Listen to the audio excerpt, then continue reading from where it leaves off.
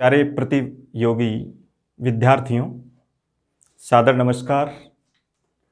आज कृत प्रत्ययों के अंतिम सोपान के रूप में हम कत्वा और तिन प्रत्यय पढ़ रहे हैं। कल हमने तय और तवतु प्रत्यय के रूप में उसके कई तरह के नियमों के आधार पर उदाहरणों को सिद्ध किया था और हम तय और तवतु प्रत्यय के उदाहरणों को पहचान सकते हैं। तवतु प्रत्यय के लिए जो शब्द निर्मित होगा, कृदंत शब्द, उसके अंत में पुल्लिंग जो शब्द होगा उसमें आपको तवान देखना है। स्त्रीलिंग में उसके पीछे तवती आएगा और नपुंसकलिंग में तवत होगा। तय प्रत्यय के रूप में तय पुल्लिंग में होगा, ता स्त्रीलिंग में होगा और तम नपुंसकलिंग में होगा। इनके स्थान पर तय की जगह पर ध भी हो सकता है, ढ भी हो सकता है, ट भी हो सकता है। यानी तवान की जगह धवान भी हो सकता है, ढवान भी हो सकता है और टवान भी हो सकता है। तो इसके आधार पर हम दिए गए पैराग्राफ में से पूछे गए शब्द के अंतर्गत प्रत्यय को बता सकते हैं। कई जगह पर इस तरह से थोड़ी सी समस्या आ सकती है कि जैसे एक शब्द लिखा हमने हतवान और एक शब्द लिखा जैसे धनवान, तो वहाँ थोड़ा सा ध्यान रखें कि जहाँ वान आ रहा है वहाँ एक तद्धित का प्रत्यय भी होता है, जो शब्द से होता है उसमें वान जुड़ता है, मान जुड़ता है। तो उसमें और इसमें क्या अंतर है, उससे उस वान से पहले इसमें ये चीज़ें आना जरूरी है। जैसे तवान होगा, धवान होगा या ढवान या टवान, उससे पहले ये देखना है आपको और उसके आधार पर आप इस प्रत्यय की पहचान कर सकते हो। तवतु प्रत्यय को इस तरीके से देखेंगे। जहाँ कुछ विशेष उदाहरण पढ़े हमने, जैसे शुष्क पढ़ा तो वहाँ शुष्क वान होगा। जो विशेष उदाहरण है उनको अच्छी तरह से याद रखना है। और अब आज हम उसी जैसा एक प्रत्यय है त्वा और एक दूसरा है तिन। ये भी कित प्रत्यय हैं दोनों ही। जैसे तय और तवतु जैसी ही स्थितियाँ मिलेगी, ज़्यादातर कुछ स्थानों पर उससे चेंज मिलेगा, इसलिए थोड़ा सा अलग है। बाकी तो सभी पूरे जितने नियम हमने तय और तवतु के रूप में पढ़े थे उसी के आधार पर इनको कर सकते हैं, लेकिन कुछ स्थानों पर इनमें भिन्नता पाई जाती है। तो सबसे पहले देखिए त्वा प्रत्यय है। त्वा प्रत्यय के रूप में इसमें त्वा शेष रहता है और ये एक अव्ययसंज्ञक प्रत्यय है। त्वा प्रत्यय के रूप में और अव्ययसंज्ञक प्रत्यय के रूप में इसमें जो पहले भी एक प्रत्यय हमने पढ़ा था ल्यप और एक पढ़ा था तुमुन, यानी इस समय हम ये तीसरा प्रत्यय एक तरह से पढ़ रहे हैं और ये एक अव्ययसंज्ञक प्रत्यय है। अव्ययसंज्ञक प्रत्यय के रूप में मैंने पहले भी आपको बताया कि अव्ययसंज्ञक जो प्रत्यय होते हैं वो पुल्लिंग, स्त्रीलिंग, नपुंसकलिंग, एक वचन, द्विवचन, बहुवचन, समस्त विभक्तियां सब में वो समान रूप में उपस्थित होता है। इसलिए यहाँ जहाँ भी अव्ययसंज्ञक नाम, तो अब याद रख लें, आपने अभी तक ये 3 अव्ययसंज्ञक प्रत्यय पढ़े। सबसे पहले मैंने ये वाले प्रत्ययों में लप प्रत्यय पढ़ाया था, हालांकि वहाँ एक समझाने की दृष्टि से ये पढ़ा था हमने। वैसे ही इसका संबंध त्वा प्रत्यय से है, इसलिए इसके साथ भी इसका सामंजस्य दिखाएंगे। इसके पश्चात दूसरा प्रत्यय तिन है। तिन प्रत्यय में ती शेष रहता है और ये अव्ययसंज्ञक प्रत्यय नहीं है, लेकिन इस प्रत्यय से बने हुए शब्द स्त्रीलिंग होते हैं।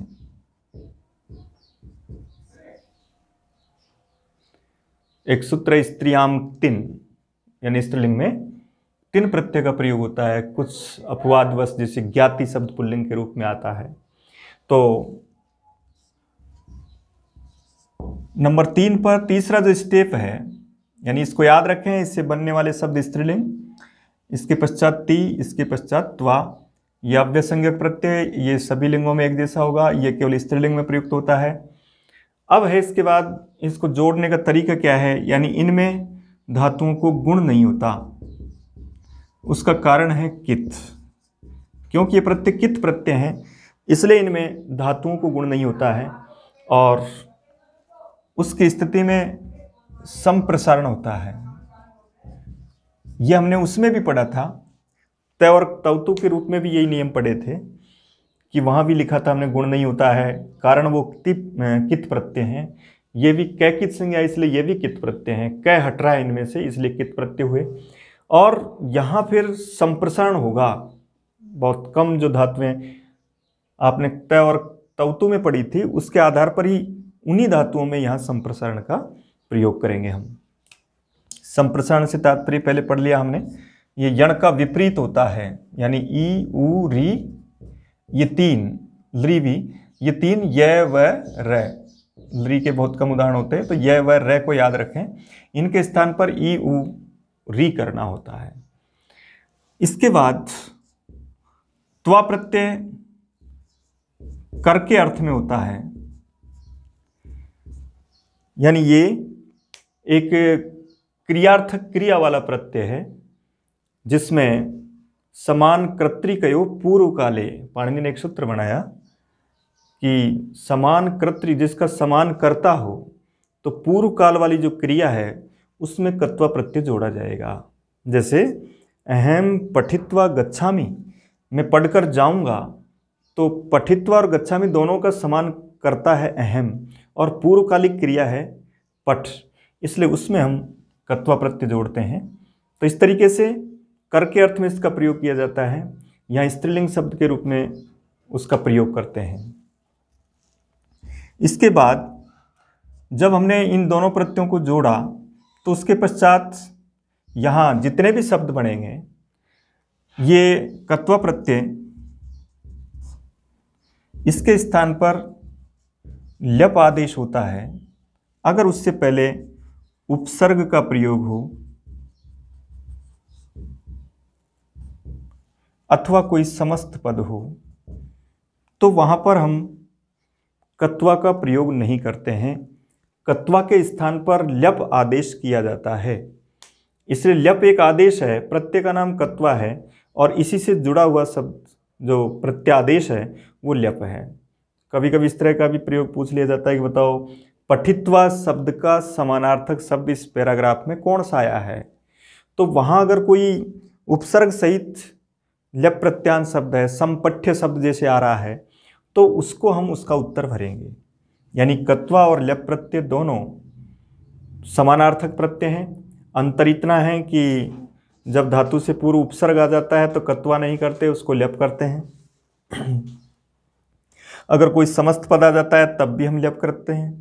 केवल नय के साथ कत्वा किया जा सकता है, समासे अनय पूर्वे कत्वा ल्यपि, उसके आधार पर। तो यहाँ उपसर्ग के साथ याद रखें कत्वा कभी नहीं भरें, उसके साथ हमको भरना है ल्यप। समास हो तब भी हमको क्या भरना है, ल्यप। जैसे मान लो एक उदाहरण है साक्षात कृत्य, इसका मतलब यह समास हो रहा है। यह एक समास है, गति समास, तत्पुरुष समास में, तो उसके आधार पर लास्ट में देख रहे हैं ये ल्यप प्रत्यांत शब्द है। इस तरीके से समस्त पद के साथ हम इसका प्रयोग करते हैं। वहाँ केवल आपको यही देखना है, तीन प्रत्यय के रूप में ती स्त्रीलिंग शब्द है, संप्रसारण किया जा सकता है, गुण नहीं होगा। और एक अंत में इनके साथ जब भी दोनों प्रत्ययों को जो जोड़ेंगे, तो वहाँ ती के साथ जब उसका गुण प्रयोग नहीं करेंगे, तो जैसे एक उदाहरण आया, जैसे नीति, यानी यहाँ पर इस नी धातु को हमने गुण नहीं किया है, इसके पश्चात जो ती जुड़ा हुआ है, इसका मतलब यहाँ स्त्रीलिंग तीन प्रत्यय है। इसके अलावा वो सारे नियम यहाँ लागू होंगे जो हमने तय और तवतु में पढ़े थे, यानी उसकी जगह पर ध भी हो सकता है, ढ भी हो सकता है और ट भी हो सकता है।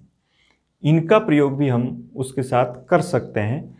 जैसे कहने का तात्पर्य यह है कि जहाँ भी तय प्रत्यय आपने जोड़ा और उस तय प्रत्यय के साथ उसकी जगह अगर आप तय की जगह ती जोड़ेंगे, तो इसका मतलब वहाँ तीन प्रत्यय उपस्थित हो जाएगा, तीन प्रत्यांत शब्द दिखाई देगा। और उसकी जगह त्वा जोड़ देंगे तो वहाँ पर त्वा प्रत्यांत शब्द दिखाई देगा। वैसे भी अगर रीट परीक्षा के दृष्टिकोण से देखें तो केवल इतना ही पर्याप्त होता है इसमें, इसके आधार पर ही हमको उत्तर भरना है, क्योंकि इस प्रत्यय में और कुछ चेंज होगा ही नहीं। त्वा दिखाई देगा या ध्वा दिखाई देगा या ट्वा दिखाई देगा या ढ्वा दिखाई देगा।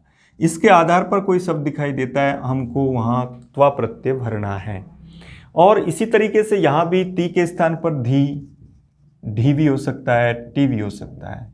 उसके आधार पर हमको क्या भरना है, तिन प्रत्यय भरना है। इस तरीके से समस्त उदाहरणों में, जैसे एक लिखा जैसे उपलब्धि। अब देखिए उपलब्धि में देखें हम अंत में क्या आ रहा है, धी आ रहा है। उससे पहले देखा कि एक उपसर्ग है। एक बार थोड़ा सा पूरा देख लें, लब धातु है। अब जैसे हमने पहले पढ़ा था लब्ध, तो लब्ध का मतलब कत प्रत्यय था, और इन चारों प्रत्ययों के साथ तय, तौतु, त्वा, तिन चारों को एक साथ पढ़ सकते हैं। उसके आधार पर उनका उत्तर ले सकते हैं। बहुत सारी धातुएं तो ऐसी है जिसमें एक प्रत्यय के साथ चारों हम कर सकते हैं। कुछ ही उदाहरण ऐसे आएंगे त्वा के अंतर्गत जिनमें हम थोड़ा सा वहाँ से कत और तौतु की जगह पर जो चेंज देखने को मिलेगा वो कुछ ही धातुओं में आएगा। जो इट सहित धातुएं होती है उनमें कुछ चेंज आता है। उनको त्वा प्रत्यय में कई स्थानों पर कित माना जाता है, कई जगह पर कित नहीं माना जाता। इसलिए जहाँ कित नहीं माना जाता है वहाँ गुण हो जाता है, और जहाँ कित माना जाता है वहाँ गुण नहीं होता है। अंत में इसके रूप में जब भी कत्वा और तिन के जो उदाहरण आएंगे उनमें विशेष बात ये याद रखें कि वो शब्द कौन से लिंग का है और ये किस तरह के कौन सी संज्ञा के रूप में इसका प्रयोग किया गया है। जैसे मान लो ये उदाहरण है एक सृष्ट्वा। अब इतना जरूर याद रख लें कि इनमें जब गुण नहीं होता है तो ऐसी स्थिति में इस तरह की स्थिति देखें हम कि यहाँ री का प्रयोग हुआ है। एक है जैसे कृत्वा,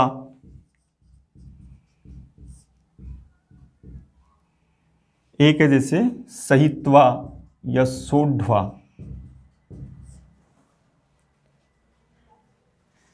ध के रूप में, ध्वा के रूप में जैसे लब्ध्वा।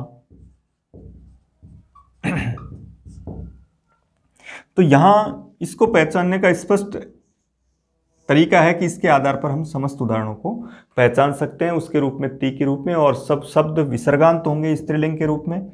स्त्रीलिंग होते हुए भी सभी यहाँ विसर्गांत के रूप में। जैसे कल हमने पढ़ा था कि गम धातु से गतय बनता है। अब वहीं उन्हीं उदाहरणों से देखें हम तो उन्हीं उदाहरणों से गतय जब बन रहा है इसका मतलब कत्वा में वो गत्वा बनेगा और तिन में वो क्या बनेगा, गति बनेगा।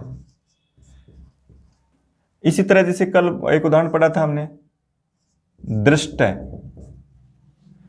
तो दृष्टय के रूप में अब यहां दृष्टि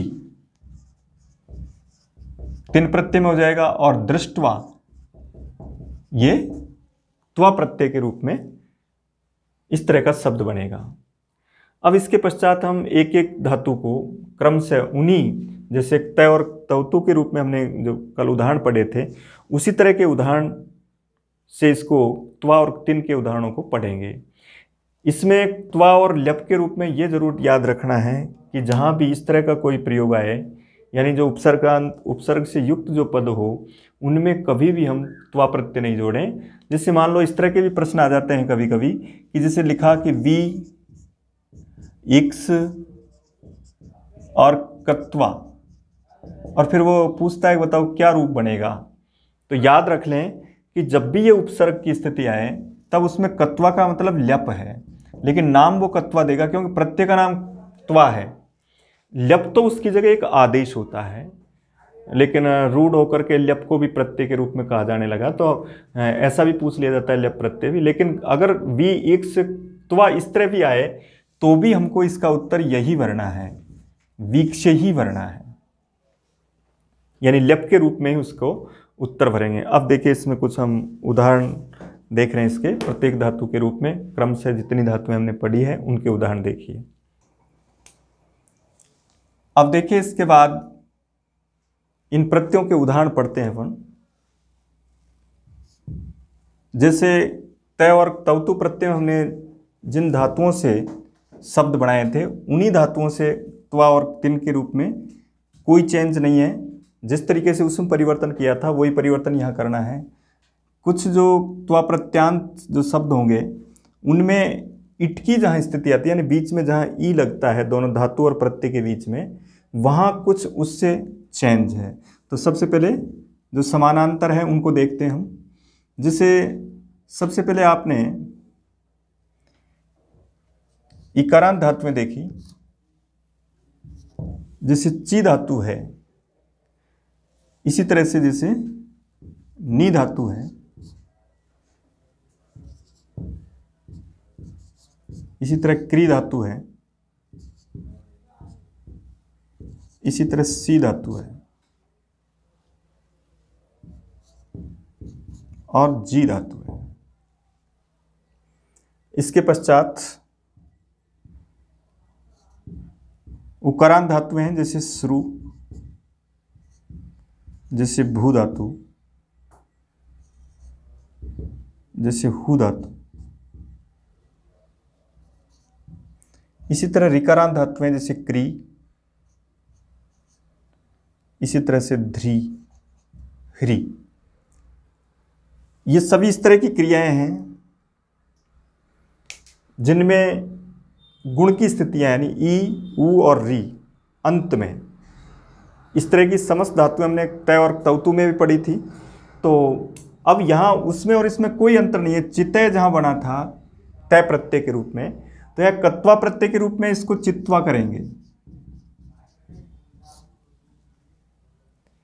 वहां तिन प्रत्यय के रूप में त्वा की जगह ती कर दिया जाएगा, तो परिचिति जैसे शब्द होता है उसके रूप में इसका प्रयोग कर सकते हैं। इसी तरह जैसे नी धातु है, नीत्वा होगा, ई को गुण नहीं करेंगे, त्वा प्रत्यय में गुण नहीं होगा। और उसके पश्चात तय प्रत्यय में नीते लिखा था, तो यह नीत्वा हो जाएगा। यानी चारों एक साथ पढ़ेंगे हम। नीत है तय प्रत्यय के रूप में, तौतु प्रत्यय के रूप में नीतवान, और कत्वा प्रत्यय के रूप में नीत्वा, और तिन प्रत्यय के रूप में नीति। इस शब्द के रूप में वो शब्द पूरे के पूरे स्त्रीलिंग होंगे। और वहाँ इसी तरह से क्री धातु से देखिए कृत्वा होगा। यहाँ ई के स्थान पर गुण नहीं करेंगे, वहाँ लिखा था क्रीत है, यहाँ होगा कृत्वा। तीन प्रत्यांत शब्द बनेगा तो क्रीति शब्द बनेगा। इसी तरह सी धातु से सईत्वा, यहाँ ये चिन्हित कर लें, सी धातु पहले भी पढ़ी थी हमने, और उसके आधार पर सी धातु के रूप में उसको गुण किया गया था सब जगह। तय प्रत्यय में भी गुण किया था, सईते लिखा था, सईत्वान, सईत्वा, यानी सभी प्रत्ययों के साथ इसमें गुण किया जाएगा। इसलिए कत्वा प्रत्यय के रूप में जो अलग नियम है कि जहाँ पर इट होता है उसको भी गुण निषेध होता है। एक सूत्र है नय कत्वा सेठ, अर्थात कत्वा प्रत्ययों में जब इट आता है तो वो सेठ यानी इट आता है तो वो गुण निषेध अर्थात गुण होगा, उसमें उनको कित नहीं किया जाता। इसी तरह जी धातु से जित्वा बनेगा, श्रु धातु से श्रुत्वा बनेगा, और भू धातु से भूत्वा, हु धातु से हुत्वा, और क्री धातु से कृत्वा, ध्री धातु से धृत्वा। इनमें सभी में जो तय प्रत्यांत शब्द बने थे उन तय प्रत्यांत शब्दों की तरह तय को हटाकर उसकी जगह त्वा लिखना है। कुछ ऐसे क्रियापद हो सकते हैं, कुछ ऐसी धातु हो सकती है जिनमें तीन प्रत्यय नहीं जोड़ा जाता है, और जहाँ जोड़ा जाता है वहाँ उनमें ती जुड़ेगा। जैसे ये सब पूरे शब्द, जैसे ध्री धातु है तो वहाँ धृति बन जाएगा। धृति एक शब्द है, धृति क्षमा दमोस्तेयम, धृति अर्थात धैर्य के रूप में। और इसी तरह से क्री धातु से कृत्वा, वहाँ बनेगा कृति, रचना के लिए प्रयोग होता है। हुति आएगा, भूति आएगा, श्रुति आएगा। इस तरीके से तीन प्रत्यांत के रूप में त्वा की जगह पर हम ती लिखते हैं। जैसे आपने ची धातु है, इसका अर्थ परिचिति एक शब्द बनता है। कुछ शब्द ऐसे होते हैं जो सोपसर्ग के रूप में एक सही शब्द के रूप में निर्मित होते हैं। इसलिए वहाँ इस तरीके से हम शब्दों का निर्माण कर सकते हैं, दोनों प्रत्ययों को जोड़ सकते हैं त्वा और तिन के रूप में।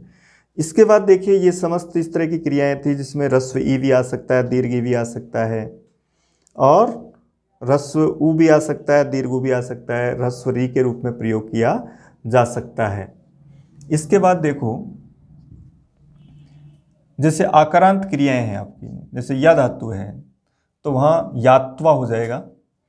इसी तरह से अब देखिए आकारांत धातुओं को हमने वहाँ भी तय प्रत्यय के रूप में कई तरीके से अलग अलग किया था। जैसे पा धातु थी, जैसे गई धातु थी, जैसे स्था धातु थी, और इसी तरह से मा धातु थी। तो यहाँ इनके रूप में कल पढ़ा हमने कि जैसे स्था धातु है तो इनके साथ ह्रस्व ई का प्रयोग करते हैं, अर्थात ये स्थित्वा हो जाएगा। यहाँ माँ भी मी के रूप में हो जाता है, मित्वा हो जाएगा। गई धातु इसको कल पढ़ा था हमने, गीते लिखा था तो यहाँ गीतवा ही बनेगा। मप्पा धातु को पीते लिखा था तो यहाँ पीतवा ही होगा। जो तय प्रत्यांत शब्दों में तय और तौतु के रूप में जो हमने धातुएं पढ़ी थी उनमें वहाँ जो परिवर्तन किया था, यानी आकारांत धातु में जहाँ दीर्घ ई का प्रयोग किया था हमने पा और गई धातु के साथ, और स्था धातु के साथ मा धातु के साथ जहाँ हमने ह्रस्व ई का प्रयोग किया था, उनके साथ ह्रस्व ई का ही प्रयोग करना है। यानी उनके साथ ही उस नियम को अच्छी तरह से पढ़ना है और उनके साथ त्वा और तिन प्रत्यय के रूप में हम प्रयोग कर सकते हैं। अब यहाँ तिन में भी यही होगा, पीति, गीति, स्थिति, मिति, परिमिति शब्द बनता है उसके रूप में प्रयोग करेंगे। बाकी अन्य जो आकारांत धातुएं उनमें वही जहाँ वहाँ परिवर्तन नहीं हुआ था वैसे यहाँ करेंगे। जैसे स्ना धातु है, स्नात्वा ही बनेगा। ठीक है। अब इसके पश्चात आकारांत जो क्रियापद पढ़ते हैं, आई और औ वाली जो क्रियाएं हैं उनको भी सबको आ माना गया और उसके आधार पर इस तरीके से परिवर्तन किया जाएगा। अब इसके बाद आता है देखिए कि कुछ जैसे कत्वा को आप लप मानते हैं, लेकिन यहाँ तक तो सही है कि लप प्रत्यय पहचान के दृष्टिकोण से तो बिल्कुल राइट, पहचानने में तो आप बिल्कुल भी गलती नहीं कर सकते, क्योंकि पहचानने का तात्पर्य तो यही कि उस शब्द के पश्चात ये होगा और अव्यय होता है, इसलिए उसके पीछे कोई भी पद का चिन्ह नहीं आएगा, विसर्ग में आदि नहीं, तो उससे आप पहचान कर लेंगे और पहले उपसर्ग दिखाई देगा। लेकिन मान लो कभी ऐसा भी प्रश्न आ जाए कि भाई इस धातु से इस उपसर्ग के साथ लप प्रत्यय जोड़ने पर क्या रूप बनेगा, तो वहाँ थोड़ा सा ध्यान देने की बात है कि लप प्रत्यय कत्वा की जगह होने वाला आदेश है, इसलिए कत्वा को होने वाला कार्य भी लप को होगा। कत्वा को होने वाला कार्य कौन सा? गुण का निषेध, तो वो कार्य भी हम किस में करेंगे? लप प्रत्यय में करेंगे। इसलिए जैसे मान लो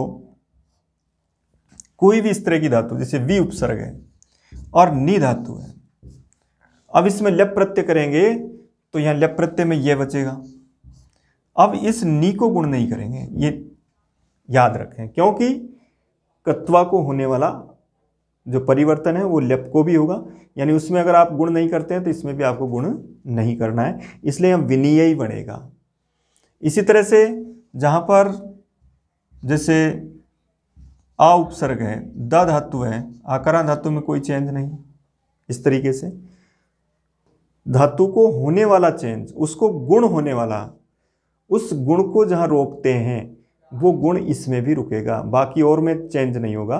जैसे मान लो उपसर्ग है और उसमें स्था धातु है तो वो उपस्थाय ही बनेगा, उसके पश्चात ही आपको ये जोड़ना है और उसमें कोई चेंज नहीं करना है। दाय आदाय जो आ उपसर्ग दा धातु के साथ है, अब यहाँ जैसे दा धातु का रूप करते हैं तो दा धातु के रूप में यहाँ कत प्रत्यय में जो आपने चेंज किया था वो यहाँ चेंज करेंगे कत्वा में, तो वहाँ क्या बनाया था? उसको आपने दत्वा बनाया था, दत्ते बनाया था तो यहाँ दत्वा होगा। इसी तरह जैसे धा धातु को वहाँ हितय बनाया था तो यहाँ हित्वा होगा। धा धातु किसके रूप में होगी?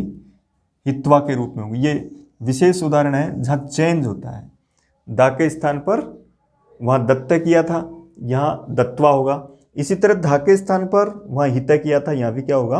हित्वा होगा। बाकी आकारांत धातुओं में जब लप प्रत्यय जोड़ते हैं तो वहाँ उनमें आपको ये चेंज नहीं करना है, केवल गुण निषेध वाला चेंज करना है। एक जैसे मान लो ची धातु है और इसमें आपको ल्यप प्रत्यय जोड़ना है, जैसे सम उपसर्ग है तो सम ची और ये हुआ। लेकिन जो ह्रस्व मात्राएं होती है, ह्रस्व स्वर होते हैं, उनके पश्चात तय का आगम होता है, तुक का आगम होता है। इसलिए जितने भी ह्रस्व स्वर होंगे उनके आगे ल्यप प्रत्यय जोड़ने पर उनके आगे तय जोड़ना है, तुक का आगम करना है, इसलिए ये संचित्य बनेगा। अब जैसे मान लो वी उपसर्ग है और उसके पश्चात जी धातु है और ल्यप प्रत्यय करना है तो ये विजित्य बनेगा, इसको तय का आगम करेंगे। जैसे प्र उपसर्ग है और क्री धातु है तो उसके आगे प्रकृत्य लिखेंगे, क्योंकि यहाँ री भी ह्रस्व है और ह्रस्व के साथ इस तरीके से प्रयोग करना है अपन को। एक जैसे त्रि धातु है दीर्घ री के रूप में और वहां कत्वा प्रत्यय करना है तो उस जगह पर आप तीर्थवा प्रयोग बनाएंगे। तय प्रत्यय में कल पढ़ा था हमने कि भाई जब दीर्घ री वाली धातुएं होती है तो उनको ईर्ण किया जाता है, ईर का प्रयोग होता है, तो यहाँ ईर करके उसके आगे त्वा जोड़ देंगे। तो तीर्थवा इस तरीके से कत्वा प्रत्यांत के रूप में जो दीर्घ ऋकारांत है उनके साथ इस तरीके से प्रयोग करेंगे। अब इसके बाद देखो जहाँ पर व्यंजन वाली धातुएं हैं, जो हलंत धातुएं हैं, उनमें किस तरीके से परिवर्तन करना है। हलंत धातुओं के साथ निश्चित याद रखें कि उपधा को जो गुण की प्राप्ति होती है वो गुण का निषेध होता है। लेकिन अब गुण के निषेध के रूप में इसमें जब गुण का निषेध करेंगे तो याद रखें कि जो इट वाली से तात्पर्य जिनके बीच में ई आता है, जैसे ये, वहाँ कुछ अलग अलग धातुओं में अलग अलग तरह का नियम है। उसके उदाहरणों को इस तरीके से पढ़ते हैं। जैसे सामान्य कोई धातुएं हैं, जैसे मान लो पठ धातु है। अब पठ धातु के साथ इट वाली धातु है तो पठित्वा होगा। अब इसमें तो कोई ऐसा चेंज है ही नहीं, क्योंकि यहाँ तो ए है, ए को कोई चेंज होता नहीं, तो उसमें केवल हमको त्वा जोड़ना है। और इसी तरह से अन्य जितनी भी धातुएं हैं, जैसे हस धातु है अर्थात हसित्वा,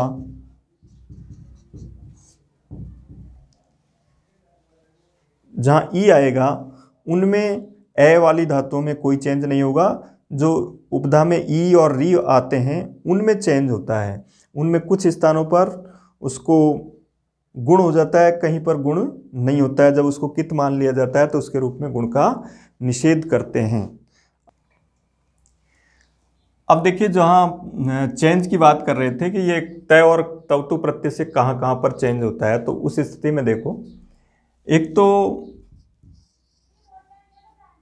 ये नियम है इसका कि जो इट सहित जो क्रियाएं होती है, धातुएं होती है, वहाँ वो कित नहीं होता। यहाँ ज़्यादातर मैं इस शब्द का बहुत कई बार उच्चारण कर चुका हूँ। कित से तात्पर्य समझ जाओ कि जहाँ कित नाम आ रहा है इसका मतलब वहाँ गुण नहीं होगा, और मैंने कहा कित नहीं होगा तो वहाँ गुण हो जाएगा। इसलिए जो इट सहित धातुएं होती है उनमें वो कित नहीं होता है, और जब कित नहीं होता है इसका मतलब वहाँ गुण हो जाता है। जैसे एक उदाहरण पहले भी पढ़ा हमने सहित्वा वाला। इसके अलावा कुछ और उदाहरण इस तरह के, जैसे व्रत धातु है, जैसे व्रत धातु है,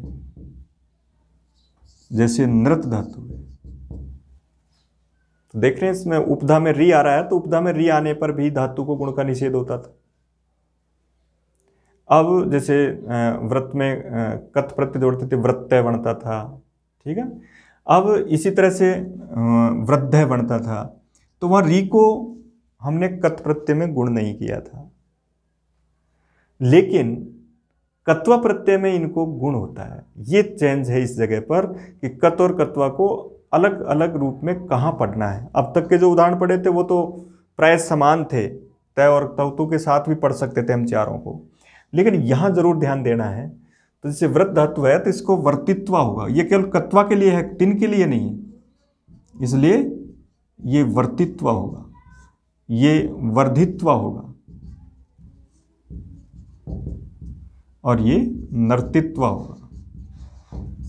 क्योंकि इट है और इट में री उपधा में है, तब उसके स्थान पर आपको कित नहीं करना है, इसका मतलब हम गुण करना है। तो इस तरीके से इनमें गुण किया जाएगा, यानी यहाँ री नहीं आएगा, इसमें अर आएगा। इसमें भी आएगा और नर्तित्वा में भी आएगा। इसके अलावा वहाँ नहीं आएगा, तिन प्रत्यय में सीधा ती जोड़ देंगे, वृत्ति और इस तरीके से वृद्धि आदि। इसके बाद जैसे अब एक अलग यहाँ चेंज हुआ थोड़ा सा, लिख धातु है, एक जैसे द्युत धातु है, तो इसमें देख रहे हैं लिख धातु से लिखित्वा और लिखित्वा, इसी तरह द्योतित्वा और द्युतित्वा।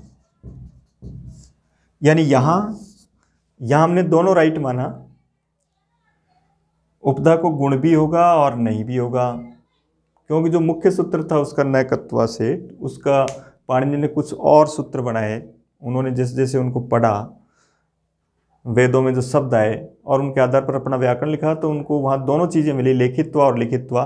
तो उसके लिए एक सूत्र अलग बनाया उन्होंने। एक सूत्र था रलो व्युपधाद हलादेशंस, यानी जो रलंत धातुएं होती है, उपधा में ई और उ होते हैं, उनमें विकल्प से कित होता है, एक बार गुण होगा और एक बार गुण नहीं होगा। तो इस तरह की बहुत सारी धातुएं ऐसी हो सकती है जिसमें ई आएगा तो वहाँ गुण किया भी जाता है और गुण नहीं भी किया जाता है, दोनों राइट माने जाते हैं इस तरह की क्रियापद में। एक जैसे एक सूत्र इस तरह का बनाया जिसमें गुण का उनको कित किया जाता है, निश्चित रूप से गुण का निषेध होता है। जैसे रुद धातु है तो रुदित्वा हो, उसके रूप में इसका रुद विद इस तरह का सूत्र है, तो उसके आधार पर उसके गुण का निषेध करेंगे। जब वो कित हो जाएगा तो वहाँ गुण का निषेध हो जाएगा, उस जगह पर आपको गुण नहीं करना है। तो यहाँ कत्वा के साथ ईट में भी 3 तरह के नियम हैं। एक वो धातुएं जिनमें निश्चित रूप से गुण होता है, सहित्वा जो पहले पढ़ी थी वो भी इसी के अंतर्गत शामिल है। एक इस तरह की धातुएं, बहुत सारी धातुएं जो रलंत होती है और उपधा में जिनके ई और उ आते हैं, उनमें दोनों रूप बनते हैं।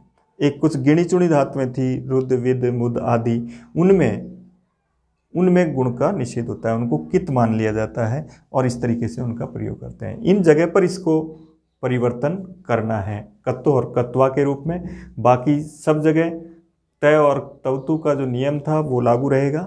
एक जो हमने तय में इस तरह का नियम पढ़ा था कि भाई जो डबल न के रूप में जो शब्द होता है वो तय प्रत्यय होता है, तो वो जो चेंज था वो चेंज त्वा और तिन, इन दोनों में आपको उस जगह पर ऐसा चिन्ह इस तरह से परिवर्तन, इस रूप में परिवर्तन नहीं करना है।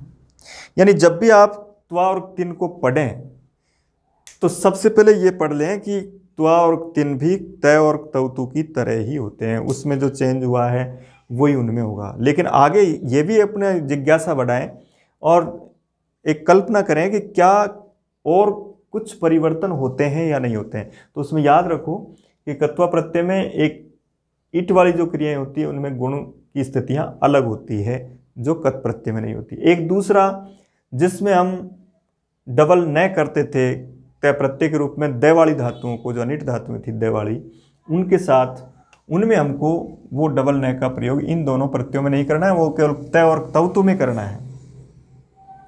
इसलिए यहाँ जैसे ये लिखा आपने, जैसे पद धातु है, अब पद धातु करेंगे, इसको तय प्रत्यय करेंगे तो पन्नह रूप बनेगा। जैसे प्र उपसर्ग लगा दिया तो प्रपन्न हो गया। लेकिन जब इसको कत्वा करेंगे तो ये पत्वा बनेगा इस तरीके से, और जब इसको तिन करेंगे तो ये पत्ती बनेगा। जैसे एक शब्द आता है ना प्रतिपत्ति, उपपत्ति, इसका मतलब अब पत्ती अलग से स्वतंत्र शब्द नहीं, उसके पहले उपसर्ग आने पर वो सार्थकता के रूप में आते हैं। तो उपपत्ति बना, प्रतिपत्ति बना, इसका मतलब यहाँ कौन सा प्रत्यय है, ये तिन प्रत्यय। तिन प्रत्यय की पहचान अंत में ती आना विसर्गान उसके रूप में, और एक पहले एक धातु का बच जाना। ठीक है, जैसे एक शब्द बनाया आपने, आ उपसर्ग जोड़ा तो आपत्ति बन जाएगा। इसका मतलब आ उपसर्ग है, पद धातु है और तिन प्रत्यय है, तो इसके रूप में। इसी तरह से यहाँ डबल न के रूप में उसको त्वा करना है और यहाँ ती करना है। इनमें डबल न का नियम लागू नहीं होगा। बाकी जितने भी ध और ढ वाले जो नियम थे वो यहाँ भी लागू होंगे। जैसे लब धातु है तो उसको लब्ध्वा, और यहाँ बनेगा लब्धि। इसी तरह जैसे दृश धातु है तो दृष्टवा, और यहाँ बनेगा दृष्टि। ये जैसा तय प्रत्ययों में हुआ था वैसा ही यहाँ कर रहे हैं। इसी तरह से जैसे सृज धातु थी तो सृष्टवा, सृष्टि। एक इस तरह की धातु और है, एक धातु है जैसे अद, तो अद धातु को थोड़ा चिन्हित कर लें, इसकी जगह पर पूरा चेंज होता है। अद धातु को जग्द आदेश होता है और ये कत्वा प्रत्यय में जगध्वा बनेगा, तिन प्रत्यय में जगधी बनेगा और कत प्रत्यय में जगधय बनेगा, वहां भी इसको कर लें, और ये जगध्वान। तो याद रखें कि जब भी जग्ध आदेश हो तब धातु आपको ये बतानी, उसको अद धातु के रूप में उत्तर देना है, और अद धातु के रूप में उसको उत्तर दे करके जगध्वा, ध्वा आ रहा है, इसका मतलब जग का मतलब यहाँ अद धातु माने। जगधय में भी आपको अद धातु कत प्रत्यय के रूप में बताना है, जगध्वान आ जाता है तो इसका मतलब कत्व प्रत्यय। तो हम बता देंगे कि ध तय प्रत्यय होता है, धवान कत्वत्व होता है, ये ध्वा कत्व होता है, धी तीन होता है। लेकिन इसमें धातु पूछता है तो धातु इसकी जगह आपको अद भरनी है, अद के रूप में आपको ये उत्तर भरना है। बाकी और जितनी भी धातुएं हैं उनमें तय और तवतु की तरह आपको चेंज करना है।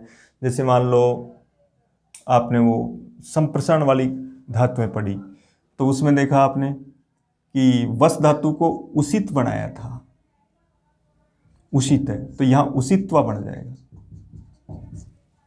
इसी तरह वच धातु को वहां क्या कहा था आपने, उक्त है, तो यहाँ उक्तवा हो जाएगा और यहाँ उक्ति हो जाएगा। केवल उस तय को हटाकर उसकी जगह त्वा करना है और उसकी जगह उक्ति करना है। उनमें वैसे के वैसे चेंज, जैसे स्वप धातु से क्या बनाया था आपने, स्वप धातु से बनाया सुप्त है, तो यहाँ हो जाएगा सुप्तवा और वहां हो जाएगा सुप्ति। इस तरीके से उनमें यानी इनके समस्त उदाहरणों को तय और तवतु के रूप में पूरा पढ़ लें और उन्हीं उदाहरणों को इसके साथ राइट कर लें।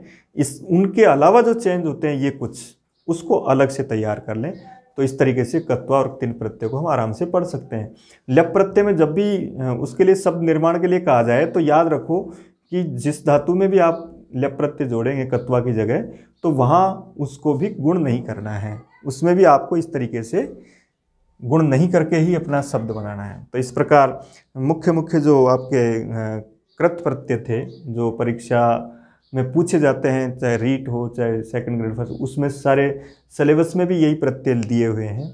इसके अलावा कुछ 3-4 बातें और थोड़ी याद रखें हम, कि जैसे एक इस तरह का भी एक प्रत्यय कभी कभी पूछ लिया जाता है ऋणी नाम का, तो इसमें कुछ नहीं है, इससे बना हुआ शब्द उसके पश्चात इन होगा, लेकिन वो पुल्लिंग एक वचन में ई के रूप में रहेगा।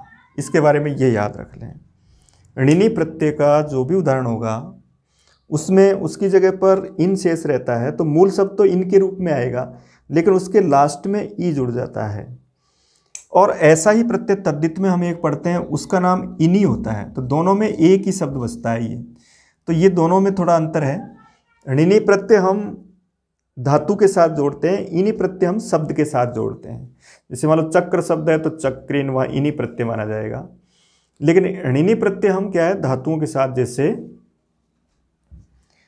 जैसे दा धातु है तो दा में जब ऋणी प्रत्यय जोड़ेंगे तो ये दाइन शब्द होगा और पुल्लिंग में बनेगा इसका दाई।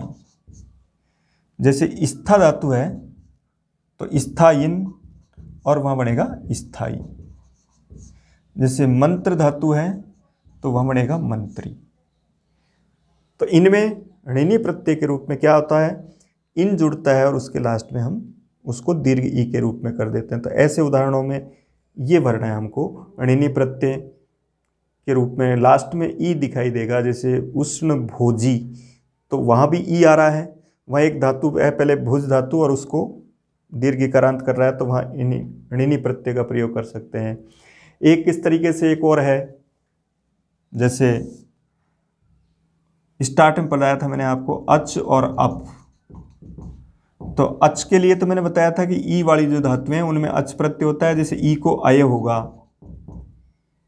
जैसे नी को नय होगा, जैसे जी को जय होगा। तो ये इकारांत, जैसे वहां प्रत्यय पढ़ा था ना, प्रति प्लस ई प्लस अय, तो अय के रूप में ये इकारांत धातुओं से, ई वाली धातुओं से अच प्रत्यय होता है। और उकारांत धातुओं से ऋकारांत से अप प्रत्यय होता है। जैसे मान लो पू धातु है, तो अब इसको ऊ को ओ होकर के औ होगा पवय। इसी तरह जैसे क्री धातु है तो इसको करेंगे करय, जैसे ग्री धातु है तो इसको करेंगे गरय। तो यहाँ ऋकारांत धातुओं में उत्तर भरें उसमें अप प्रत्यय, और इकारांत धातुओं में उत्तर भरें अच प्रत्यय। जब उसके पीछे अय आए, जब ऊ के पश्चात अवय आए तो अप प्रत्यय भरना है। री के धातु से अरे आए तो वहाँ हमको अप प्रत्यय भरना है। ये कुछ और प्रत्यय इसमें शामिल हैं, उनको आपको इस तरीके से पढ़ना है।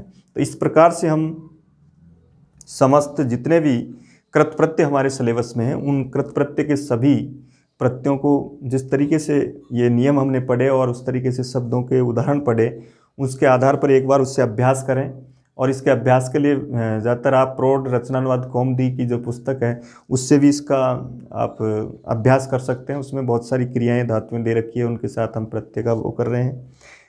बाकी अब इसके पश्चात जो प्रत्यय का अपना भाग है वो कल से हम तद्धित प्रत्यय पढ़ेंगे। तद्धित प्रत्यय के बहुत कम प्रत्यय आपके सिलेबस में हैं, उसको कल प्रारंभ करेंगे।